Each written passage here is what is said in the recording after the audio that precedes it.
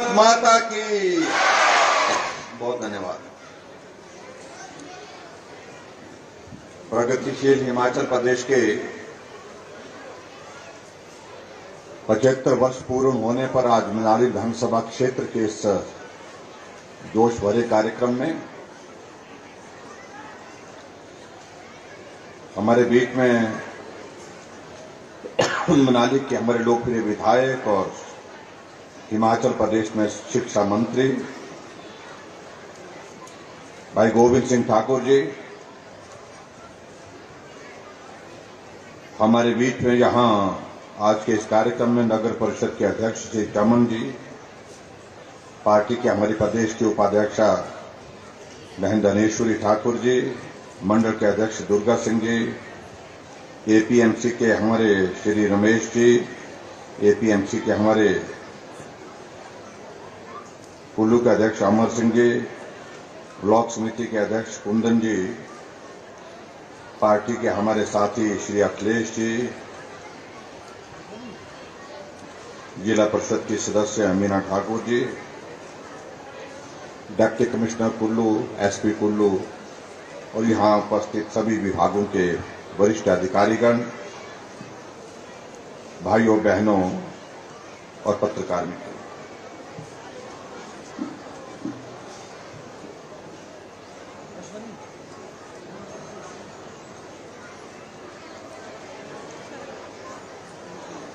आज मनाली विधानसभा क्षेत्र में आप सबके बीच में यहां आना हुआ है और नवरात्रि भी हैं, जहां कन्या पूजन करके हम सब लोगों ने आशीर्वाद लिया, वहां आप सबके भी दर्शन करने का सौभाग्य प्राप्त हुआ, आप सबका भी आशीर्वाद देने का सौभाग्य प्राप्त हुआ। उसके लिए आप सबका बहुत बहुत धन्यवाद।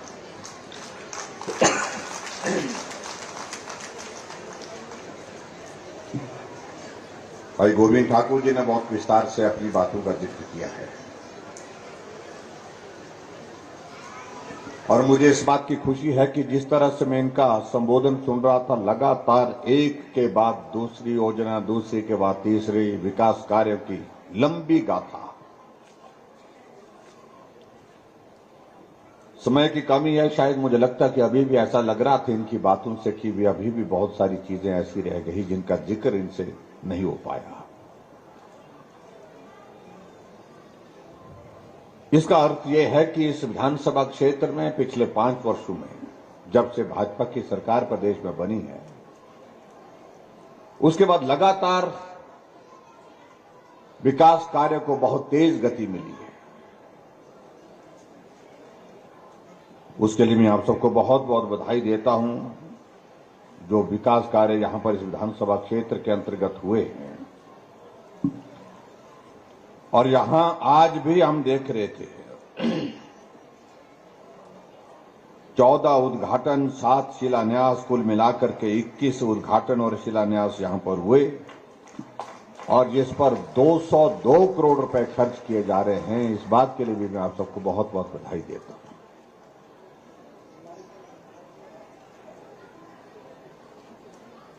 और मैं इस बात को कह सकता हूं कि स्वाभाविक रूप से जो विकास कार्य इन 5 वर्ष के कार्यकाल में इस विधानसभा क्षेत्र के अंतर्गत हुए हैं, उनकी आवश्यकता भी थी। उस आवश्यकता को हमने पूरा करने की कोशिश की है।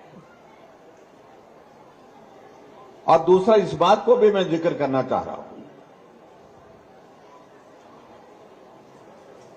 मनाली आज हिमाचल प्रदेश का नहीं, पूरे देश दुनिया का एक आकर्षण का केंद्र है, एक इंटरनेशनल टूरिस्ट डेस्टिनेशन है। अगर विकास कार्य पूरे हिमाचल प्रदेश में हर जगह हो रहे हैं, हर विधानसभा क्षेत्र में हो रहे हैं, तो मनाली में कभी छोड़ी नहीं जा सकती थी। इस बात को लेकर के हमने, जो गोविंद ठाकुर जी ने कहा, मनाली के लिए हमने कभी मना नहीं किया और आज हम इन बातों को जमीन पर देख रहे हैं।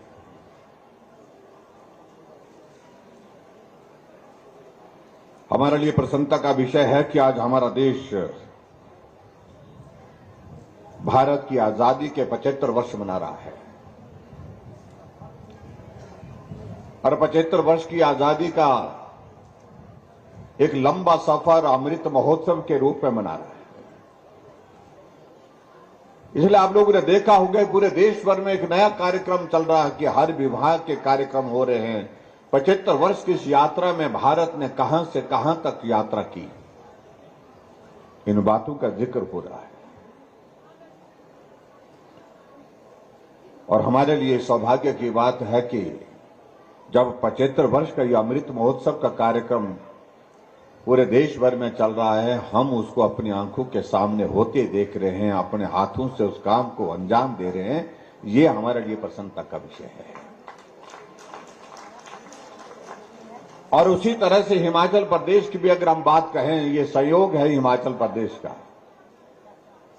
जहां देश के 75 वर्ष आजादी के हुए हैं, वहां हिमाचल प्रदेश के भी गठन के 75 वर्ष पूर्ण हुए हैं। जब हम अपने साथियों के साथ बात कर रहे थे कि देश के आजादी के 75 वर्षों को तो अमृत महोत्सव के रूप में मनाया जा रहा है, लेकिन हम चुनाव के बहुत करीब हैं और चुनाव के करीब होने की वजह से हमको क्या करना चाहिए। बहुत सारे सुझाव आए अधिकारियों से, अपने साथियों से, ये करना चाहिए, ऐसा करना चाहिए, वैसा करना चाहिए। लेकिन जब हमने देखा कि हमारे पास वक्त बहुत ज्यादा नहीं है, हमको चुनाव का भी काम करना है, इसलिए हमने कहा सिर्फ एक कार्यक्रम हम करेंगे। और वो एक कार्यक्रम क्या करने का तय किया हमने, वो कार्यक्रम तय करने का हमने इसलिए किया कि हिमाचल प्रदेश में, इस हिमाचल प्रदेश की प्रगति में हमारे हिमाचल वासियों का बहुत बड़ा योगदान रहा है। इसलिए सार्वजनिक मंच से उस योगदान के लिए उनका आभार व्यक्त करना चाहिए। इसलिए पूरे प्रदेश भर में हमको 75 कार्यक्रम अभिनंदन और आभार के करने चाहिए। और उसके अंतर्गत आज मैं मनाली में यहां पर आप सबके बीच में हूं और मैं आज के इस कार्यक्रम में हिमाचल की इस यात्रा में मनाली वालों का भी बहुत बड़ा योगदान रहा, उसके लिए आप सबका भी बहुत बहुत धन्यवाद करता हूं। आप सबको बहुत बहुत बधाई देता हूं और आने वाले समय में इस हिमाचल की यात्रा को आगे हम सतत बनाए रखें, तेज गति से आगे इसको बढ़ाते रहे, उसके लिए आप सबके सहयोग की अपेक्षा करता हूं।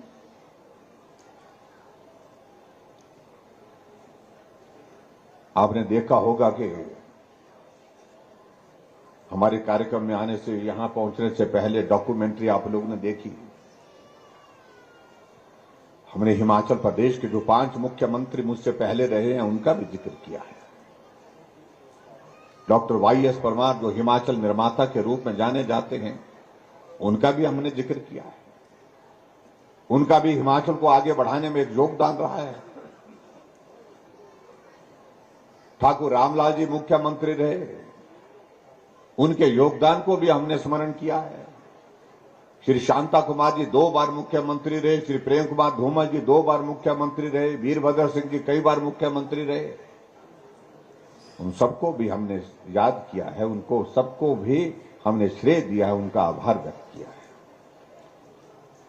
लेकिन हमारे सामने एक प्रश्न खड़ा होता है कि हम जो नेता लोग हैं, जो यहां पर भी मंच पर बैठे हैं, हम सबका धन्यवाद करने के लिए तो मंच पर से कोई ना कोई बोल ही देता है कि इन्होंने बहुत काम किया है,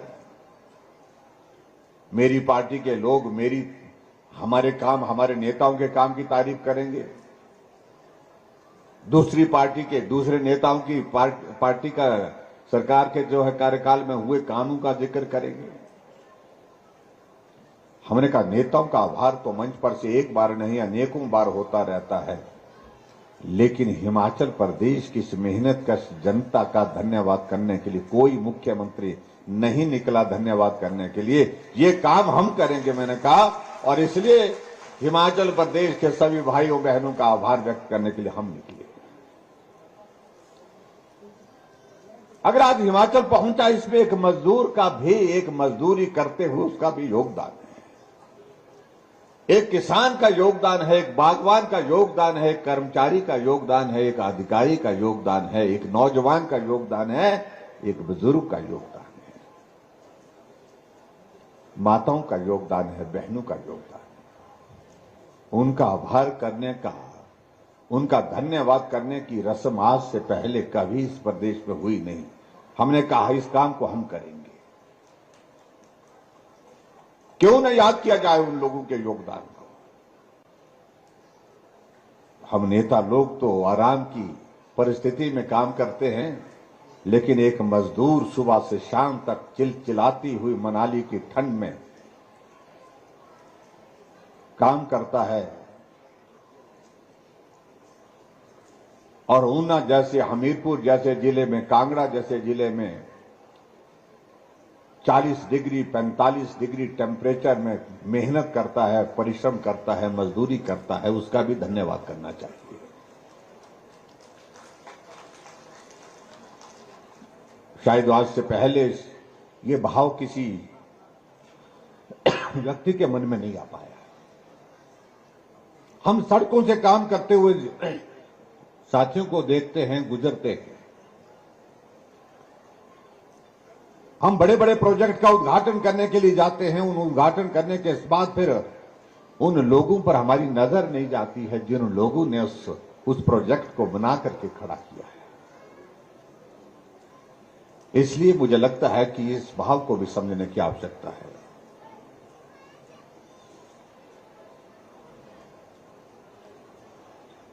हमारे 5 वर्ष के कार्यकाल में हिमाचल प्रदेश में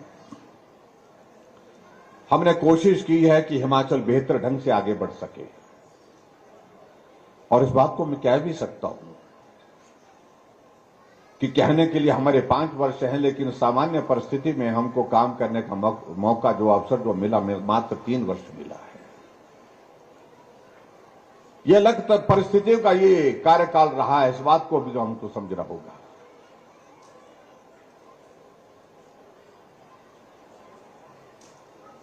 हिमाचल प्रदेश में जो हमसे पहले जो मुख्यमंत्री रहे, उनको सौभाग्य प्राप्त हुआ सामान्य परिस्थिति में काम करने का, और हमें वो अवसर प्राप्त नहीं हो पाया, और इसलिए इस बात की कमी महसूस करते हैं। लेकिन मुझे इस बात को लेकर के भी आप सबके बीच में कहते हुए गर्व होता है कि जो चीजें हमसे पहले जो मुख्यमंत्री जो है, उनको जो सबक नहीं सीखना उसको मिला, वो हमको मिला सीखना। क्योंकि कोविड ने एक नहीं अनेक सबक सिखाए हमको, एक नहीं अनेक तरह की एक परेशानियों में से गुजर करके आगे कैसे बढ़ना है, ये सीख दी है। मैं देश के यशस्वी प्रधानमंत्री नरेंद्र मोदी जी का हृदय से आभार व्यक्त करता हूं, जिन्होंने संकट में हमको हौसला दिया। आप मजबूती के साथ बने रहिए, खड़े रहिए, हम इस संकट से बाहर निकलेंगे। और आज हम यहां मनाली के इस कार्यक्रम में हजारों की संख्या में यहां पर उपस्थित है, और यहां उपस्थित होकर के इस कार्यक्रम का आनंद ले रहे हैं। आप कल्पना करो, जब कोविड का दौर था, उस वक्त हम कभी कल्पना नहीं कर पा रहे थे कि हम ऐसे भीड़ में फिर से इकट्ठा हो पाएंगे। अगर आज हम इस प्रकार से हम हजारों की संख्या में यहां पर एकत्रित हुए हैं, तो ये श्रेय आप सबको भी जाता है, क्योंकि आपने कोविड की पहली डोज, कोविड की दूसरी डोज सारी की सारी पूर्ण की देश के प्रधानमंत्री नरेंद्र भाई मोदी जी के मार्गदर्शन का आपने पालन किया है।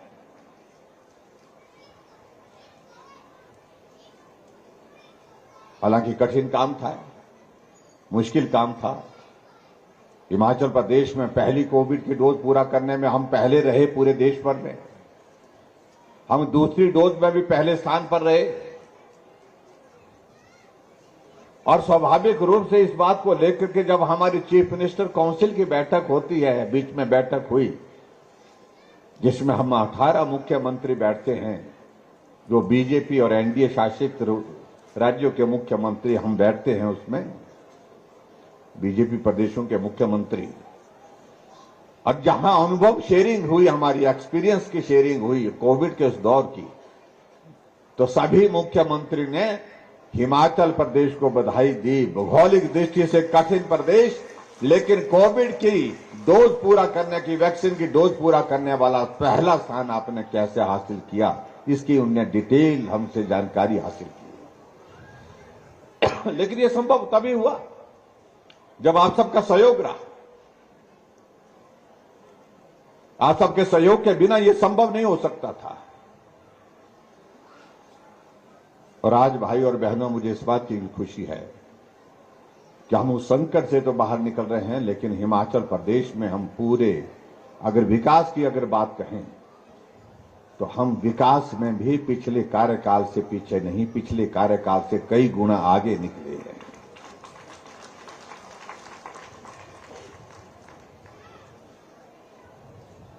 अगर हम सिर्फ सड़कों का अगर हम जिक्र करें तो मैं आपके सबके ध्यान में इस बात को लाना चाहता हूं, जहां आज से पहले जो सरकारें रही वो 3,500 किलोमीटर को मुश्किल से छू पाई थी हिमाचल में सड़कों के निर्माण को 5 वर्षों में। हमारा अभी 5 वर्ष का कार्यकाल दिसंबर में पूरा होगा और हमारा कार्यकाल में हमने 5,000 किलोमीटर से ज्यादा सड़कें हिमाचल प्रदेश में नई सड़कें बना दी।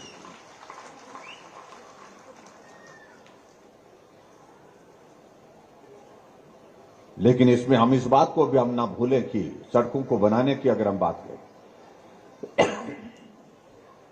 जब हिमाचल का गठन हुआ था 75 वर्ष पहले,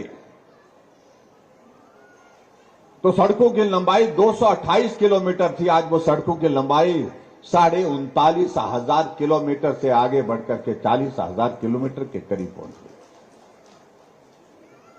जब हम 40,000 किलोमीटर सड़कों का जिक्र करते हैं तो हम भूल नहीं सकते हैं उस शख्सियत को, उस नेतृत्व को जो हिमाचल को अपना घर कहते थे, अटल बिहारी वाजपेयी जी, जिन्होंने प्रधानमंत्री ग्राम सड़क योजना की शुरुआत की।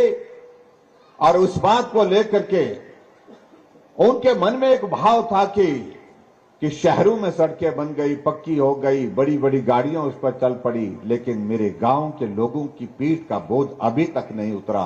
उसके लिए अलग योजना चलाने की आवश्यकता है, केंद्र से मदद करने की आवश्यकता है। और इसलिए उन्हें, जब वो प्रधानमंत्री थे तो उन्होंने प्रधानमंत्री ग्राम सड़क योजना की शुरुआत की। 7,000 करोड़ रुपए की लागत से पूरे देश के लिए उस योजना को शुरू किया। आज अगर हम 40,000 किलोमीटर सड़क का हम जिक्र कर रहे हैं तो 40,000 किलोमीटर में से 20,000 किलोमीटर के करीब सड़कें प्रधानमंत्री ग्राम सड़क योजना के माध्यम से बनी है। और हमारे लिए सौभाग्य की बात है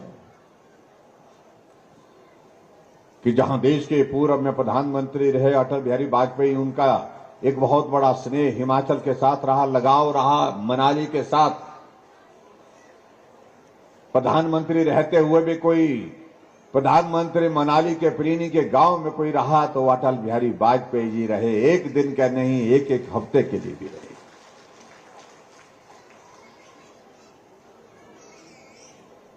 मनाली में आकर के यहां के वातावरण में लोगों के बीच में बैठ करके कविताएं लिखना, कविताएं सुनाना, लोगों को मिलना, गांव के लोगों के साथ बैठना, ये कोई प्रधानमंत्री आज से पहले नहीं कर पाए। और अटल जी के बाद दूसरे प्रधानमंत्री जो हिमाचल को दिल से चाहते हैं, उनका नाम नरेंद्र भाई मोदी जी है। जहां हम भी नहीं पहुंचे हैं अभी तक कई जगह, बिजली महादेव की अगर बात कहें, आज तो सड़क पहुंच गई, लेकिन नरेंद्र मोदी जी वहां पैदल पहुंचे थे। आज भी वो याद करते हैं। अभी मंडी के कार्यक्रम में उन्हें आना था 24 तारीख को, लेकिन मौसम खराब होने की वजह से नहीं आ पाए। मन बहुत खराब था। उन्होंने कहा, मेरी इच्छा थी, जब भी हिमाचल प्रदेश जाने की बात आती तो मन बहुत इच्छा करता है, मन बहुत ज्यादा मन करता है कि मैं आऊं, लोगों को मिलूं, लेकिन मौसम खराब होने की वजह से नहीं आ पाए। लेकिन मुझे इस बात की खुशी है कि कार्यक्रम खत्म होने के बाद शाम को हमारी बात होती है और प्रधानमंत्री जी ने कहा कि मैं 5 तारीख को फिर आ रहा हूं, बिलासपुर में ऑल इंडिया मेडिकल इंस्टीट्यूट का उद्घाटन करूंगा और उसके पश्चात कुल्लू में दशहरे को देखने के लिए भी आऊंगा। थोड़ा वक्त निकालूंगा जरूर आ सकते। आप कल्पना कर सकते हैं कि किस प्रकार से हिमाचल के लोगों के साथ उनका जुड़ाव, किस तरह से उनका हिमाचल की संस्कृति के प्रति सम्मान।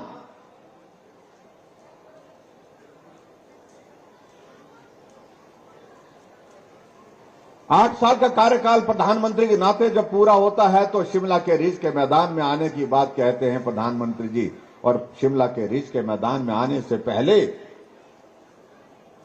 शिमला के माल रोड पर एक कोने से दूसरे कोने तक पैदल निकल पड़ते हैं। ये माल रोड में वर्षों तक घूमा हूं, साथियों को मिलता था, बातें होती थी, राजनीति चर्चा होती थी। और उसके बाद रिज के मैदान से पूरे देश को उन्होंने संबोधित किया। यह हमारे लिए सौभाग्य की बात है। और कुल्लू के दशहरे में अगर बात कह रहा हूं मैं, यह मुझे लगता है कि आज तक के इतिहास में पहली बार हो रहा है कि देश के प्रधानमंत्री कुल्लू के दशहरे की उस रथ यात्रा को देखने के लिए यहां पर आ रहे हैं। रथ की जो हमारी शोभा यात्रा होती है उसको देखने के लिए आ रहे हैं। हमारे लिए गर्व के क्षण है ये। अभी प्रधानमंत्री जी मंडी आ रहे थे, उस रैली में 1 लाख से ज्यादा युवा पूरे हिमाचल प्रदेश से निकल करके मंडी के पड्डल के मैदान में पहुंचे, क्योंकि देश के प्रधानमंत्री वहां पर संबोधित करने के लिए आ रहे हैं। अलग तरह का कार्यक्रम था।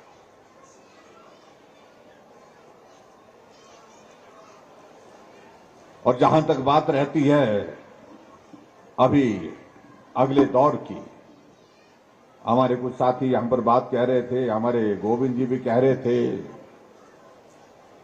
कि रिवाज बदलने की बातें आजकल सुनने में आ रही है। रिवाज बदलने की बातें कही जा रही हैं। हां, रिवाज बदलने की बातें हम कह रहे हैं। आजकल हमारे कांग्रेस के मित्र बहुत परेशान हैं कुछ बातों से, और परेशानी उनकी बाजी भी है, जायज भी है। एक तो हमारे तंबू से बहुत परेशानी है। बोलते बड़े बड़े तंबू लगा रहे हैं भाजपा वाले, बोलते भाजपा वाले। मैं कहा भाजपा वाले ने, भारतीय जनता पार्टी की सरकार के माध्यम से तंबू लग रहा है। मैंने उनको कहा कि भाई तंबू की अगर बात कहते हो तो भाई ये हमारा तंबू तो दिल्ली में भी गड़ा हुआ है, हमारा तंबू तो हिमाचल में भी गड़ा हुआ है और गड़ा ही रहेगा, आने वाले लंबे समय तक रहेगा। तुम्हारा तो पूरे देश में उखड़ गया है, उसका हम क्या कर सकते हैं।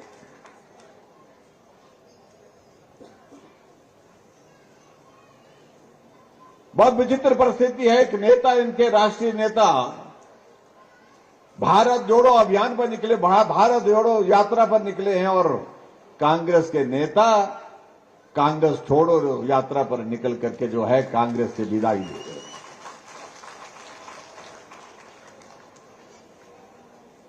11 में से 8 विधायक कांग्रेस पार्टी की गोवा में छोड़ करके भारतीय जनता पार्टी में शामिल हो गए। और हिमाचल प्रदेश में आपने देखा कांग्रेस के वर्किंग प्रेसिडेंट पवन काजल भाजपा में शामिल हो गए। कांग्रेस पार्टी के विधायक और वाइस प्रेसिडेंट लखविंदर राणा कांग्रेस छोड़ करके भाजपा में शामिल हो गए। और अभी 4 दिन पहले कांग्रेस के वर्किंग प्रेसिडेंट हर्ष महाजन भी कांग्रेस पार्टी छोड़ के भाजपा में शामिल हो गए। कुछ लोगों ने कहा कि अब तो कांग्रेस प्रेसिडेंट के बारे में आपका क्या इरादा है। हमने कहा हमारा इरादा तो अच्छा ही है, वो भी अगर आना चाहते तो आ जाए। इनके वर्किंग प्रेसिडेंट 4 बनाए थे, 2 आ गए हैं।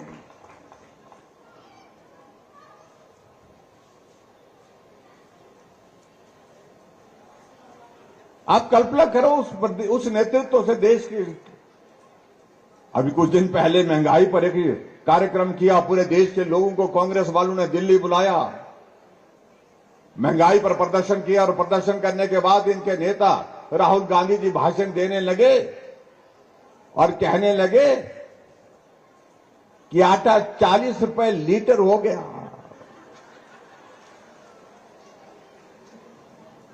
मैंने कहा धन्य हो भाई कांग्रेस वालों, आपके नेता को यह भी मालूम नहीं है कि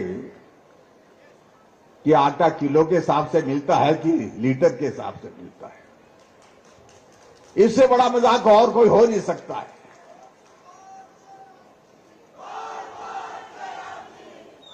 और दूसरी तरफ आप देखिए, हमारा नेतृत्व देखिए, हमारा नेतृत्व नरेंद्र मोदी जी को देखिए, जहां भी दुनिया के मंच पर जाते हैं, अंतर्राष्ट्रीय मंच पर जाते हैं, जो देश अपने आप को बहुत आगे मानते हैं, बहुत संपन्न मानते हैं, जो भारत की तरफ देखते तक नहीं थे, आज उनके पांव अपने आप स्वतः चल पड़ते हैं उस दिशा में जहां नरेंद्र मोदी जी खड़े होते हैं और हाथ आगे बढ़ करके उनको मिलाने के लिए बढ़ता है।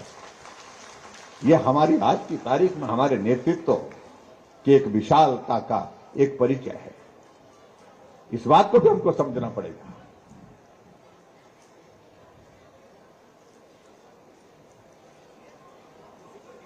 लेकिन हमारे सामने एक बात आती है कि आने वाले समय में हमको क्या करना है। हमको इस नेतृत्व को मजबूत करना है। उसके लिए भाई और बहनों, मैं आप सबसे चाहता हूं कि हर हालत में हमें हिमाचल प्रदेश में जो 5-5 साल वाला ये जो रिवाज है, इसको बदलना ही पड़ेगा।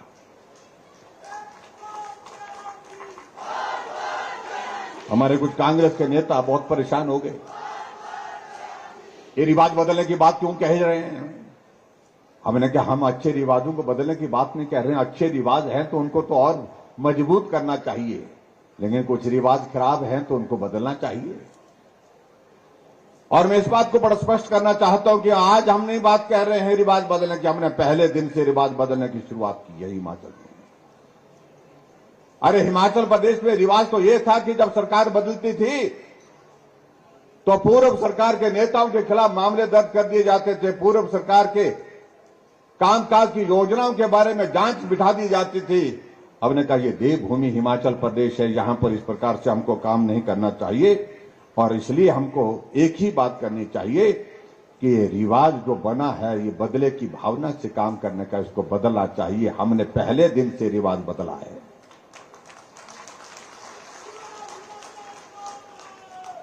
और आज अगर हम रिवाज बदलने की बात कह रहे हैं तो परेशानी उनको ज्यादा हो रही है। बोलते हमने बदल देंगे, हमने बदलने नहीं देंगे। हमने क्यों? तुमने रोकना कैसे है? नहीं रोक पाएंगे। लोगों ने पूरे देश में रिवाज बदलने की शुरुआत कर दी है। हमारे अभी जिन प्रदेशों में चुनाव हुए, उत्तराखंड में आपने देखा चुनाव हुए, रिवाज तो ये था कि वहां हर 5 वर्ष के बाद सरकार बदल जाती थी, लेकिन अब की बार 5 वर्ष के बाद फिर भाजपा की सरकार वहां पर सत्ता में आई। रिवाज बदला है। पिछले 37 वर्षों से उत्तराखंड में, उत्तर प्रदेश में 37 वर्षों से हर 5 वर्ष के बाद सरकार बदल जाती थी, लेकिन अब की बार योगी जी थे, योगी जी फिर सत्ता में आ गए। रिवाज बदला है। गोवा में फिर भाजपा की सरकार, मणिपुर में फिर भाजपा की सरकार, और हरियाणा में भाजपा की सरकार 14 से 19 तक चली और 19 के बाद फिर भाजपा की सरकार चल रही है। गुजरात में पिछले 30 वर्षों से भाजपा की सरकार चल रही है। रिवाज पूरे देश में बदल गया तो हिमाचल क्यों पीछे रहेगा? तो इसलिए भाई और बहनों, आप सब मेरा यही निवेदन है। कई लोग कई बातें कहते हैं कि बड़े बड़े लोग नहीं कर पाए, जयराम तो किस खेत की मूली है। मुझे कोई परेशानी, मुझे मूली बोलो चाहे गाजर बोलो, जो मर्जी बोलो, लेकिन मैं इतना कहना चाहता हूं कि सारे काम बड़े लोगों से नहीं हो पाते हैं, कुछ काम छोटे लोगों से भी होते हैं। और कुछ लोग अपने आप को इतना बड़ा मान करके बैठे हैं कि सारी सत्ता, सारी चीजें उनके लिए बनी हैं। छोटे लोगों के लिए कुछ नहीं है। छोटे लोगों को तो आदेश दिया जाता है, तुम ये करो, तुम वो करो।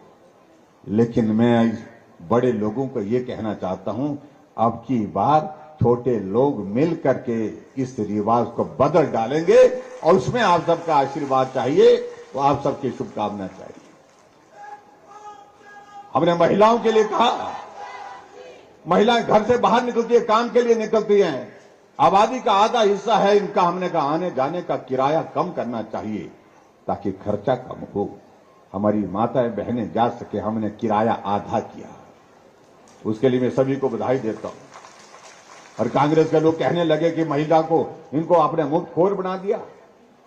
और मैं उनको कहना चाहूंगा कि इस चुनाव में उनको इस शब्द का भुगतान करना पड़ेगा।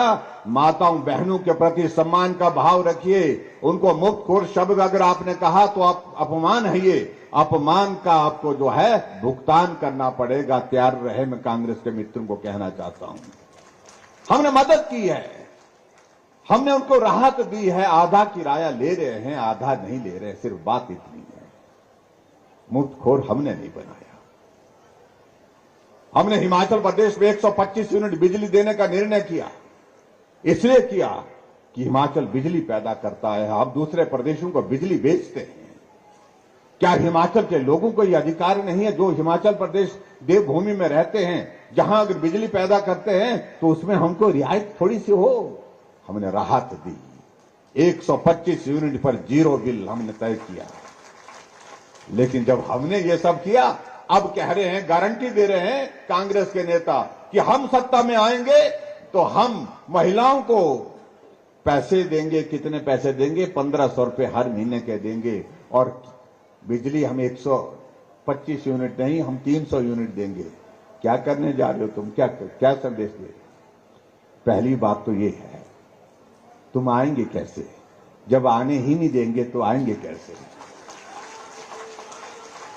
और आने की गुंजाइश बची कहां? पूरे देश में बची नहीं गुंजाइश। इसलिए भाई और बहनों, मैं लंबी बात नहीं कहूंगा, मुझे तुरंत निकलना पड़ेगा, क्योंकि आज हमारे एयर स्पेस पर कुछ रिस्ट्रिक्शंस हैं।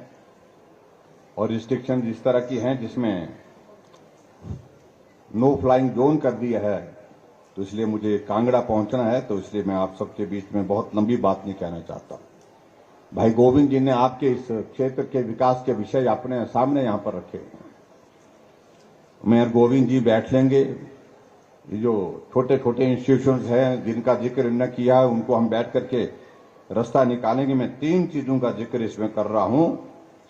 एक तो इन्होंने कहा कि नगर में जो जल शक्ति विभाग का सब डिवीजन की बात कही है, इसकी प्रपोजल हमने कहा कि इसकी जल्दी भेज दीजिए, इसको हम बना करके देंगे। ये मैं आपके बीच में कहना चाहता हूं। एक और इन्होंने कहा है कि मनाली विधानसभा क्षेत्र के कराड़सू में जो है नया पटवार सर्कल चाहिए, तो नया पटवार सर्कल भी आपको बना करके दे देंगे। इस बात के लिए भी मैं आप सबके बीच में अपनी बात कहता हूं। और आज आपका हॉस्पिटल के भवन का हमने शिलान्यास किया है और लगभग 60 करोड़ की लागत से वो भवन बन करके तैयार होगा और मनाली में स्वास्थ्य की सुविधाएं यहां पर बेहतरीन होंगी आप सबके बीच में। और इसके अलावा जो स्कूलों का जिक्र किया है वो मैं गोविंद जी पर छोड़ देता हूं। जितने भी ये स्कूल आपने कहे हैं, आपके पास महकमा है, इन सारे स्कूल के जो है इनके आप कैबिनेट में फाइल ले आए और कैबिनेट में इनको स्वीकृत कर दिया जाएगा। ये मैं आपके बीच में कहना चाहता हूं। और एक और चीज जो लास्ट में मैंने कही है वो ये कही है कि एक ऑडिटोरियम की बात कही है। ऑडिटोरियम के निर्माण के लिए इसी कॉलेज के अंदर कहा कि जो एक ऑडिटोरियम यहां चाहिए, सभागार चाहिए। और इस सभागार के लिए जो प्रॉपर जो प्रोसीजर है, जो फॉर्मेलिटीज है वो पूरी करें। इसका एस्टिमेशन और सारी लैंड की जो रिक्वायरमेंट है उसको पूरा करें।